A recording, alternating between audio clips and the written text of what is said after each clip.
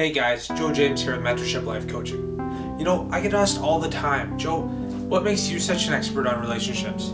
You're so young. And I tell people all the time, it's because I've been there. I've been in relationships. I've been through a nasty divorce. And I don't wish that on anybody. So, what I'm going to talk to you about today is how to keep your relationship strong and loving and warm and passionate.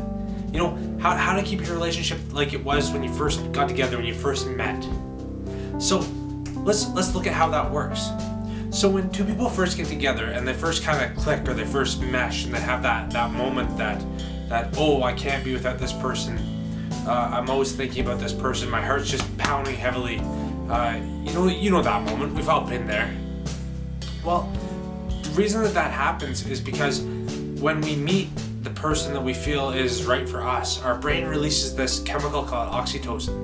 And oxytocin tends to block off all the negative and the bad and the annoying stuff that our partner would normally do.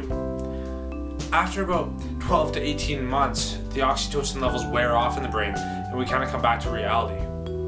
And at that time, then you start to realize and notice the little annoying things that your partner does that you've never seen before. And you start to think, well, why are they starting to change all of a sudden? Why are they going down this different path? This isn't the person I got together with. This isn't the person I fell in love with. Well, it is. It's just because of that oxytocin chemical, you've never seen it before. So, how can we prevent this? And going forward, how can we continue to have a long and healthy and loving relationship that's truly passionate and truly the way that you started that relationship out like? Well, what you can do is, first and foremost, be honest, open, and transparent with your partner. Bring yourself to the table and everything that you are. So when you first get together, you need to be open and honest and transparent about who you are, where you've been, what you've done, what your life is like, and different habits or different activities, things that you're involved with and that really makes you you. If both people bring that same information to the table and they share it with each other honestly and openly, then there's no guesswork or surprises in the future. You know exactly who you're getting into this relationship with. A lot of people think to themselves, oh, well, we can just make love work for us, or the sex is great, or whatever it happens to be, but that's not the case. You will get to a point in life where you really just annoy the shit right out of each other. And I mean that truthfully and honestly. So as long as you can be open and honest and transparent with your partner, and that's the guidelines, that's the path you're going to walk through this entire relationship, and that's what's going to make it so successful. I want to tell you something right now. You're not an island. What I mean by that is it's not just you, okay? You're not just an independent person anymore. Now you're an interdependent person. And we all are, a matter of fact. Whether it's in a physical relationship or a business relationship or just a friendship, no matter what it is, you're not an independent person, you're an interdependent person. And that means that anything that you do is going to affect the people around you. So with a relationship, it's a me equals a we.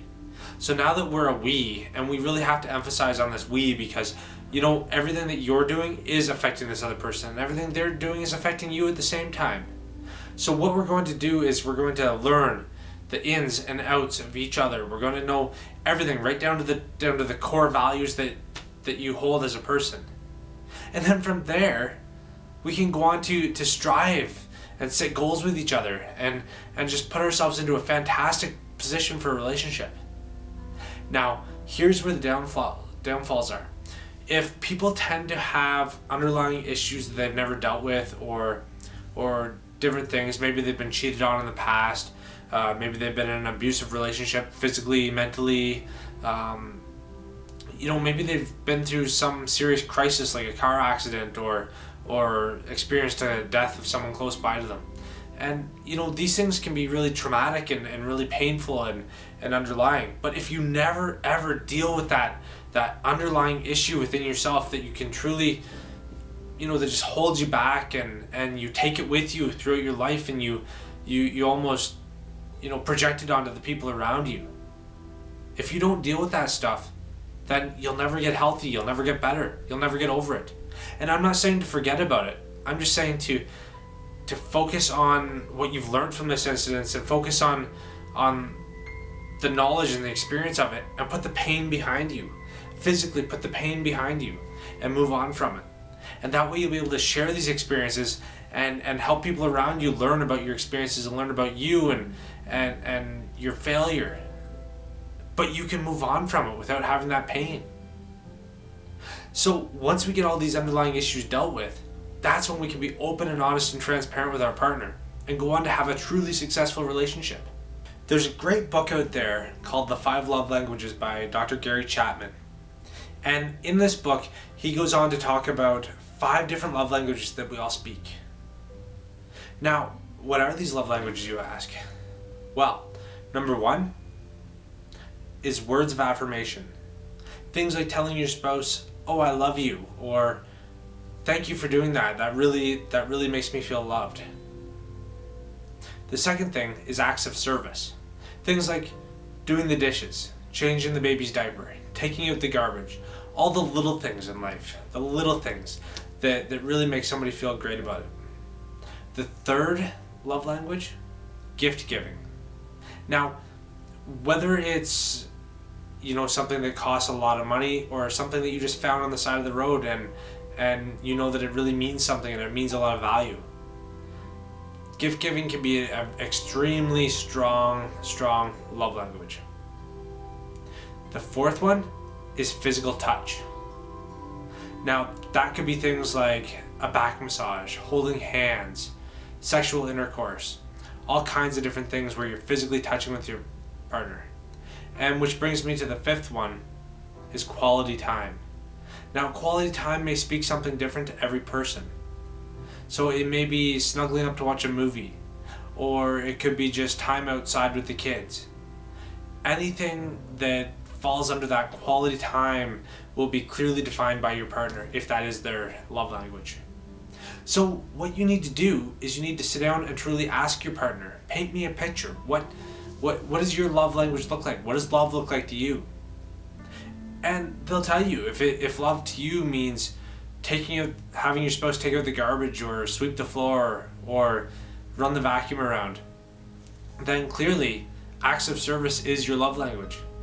If it's getting a back massage or holding hands or snuggling up to watch a movie, then maybe the sense of touch is your love language. No matter what it is, you can get the answer from your partner because they're the only person who can tell you the truth about how they truly feel. And like I said before, this is no longer an independent relationship. It's a we. So as a we want to find out everything about our partner and everything that makes them happy. And don't get me wrong, we're not using these as weapons to punish them later. We're using this as great tools to further and strengthen the relationship and keep your spouse happy. And if you put out the extra effort and they put out the extra effort, then you're going to get that level of oxytocin back in your brain where you guys just truly love each other and you truly want to grow old together and you truly just want to be the best partnership that you can be. I'm Joe James with Mentorship Life Coaching. If you like what you've heard here today, hit the like button, hit the subscribe button. Follow me on Facebook, Twitter, and Google+. Remember, if you keep doing what you've always done, you'll always get the same results. Thank you and have a great day.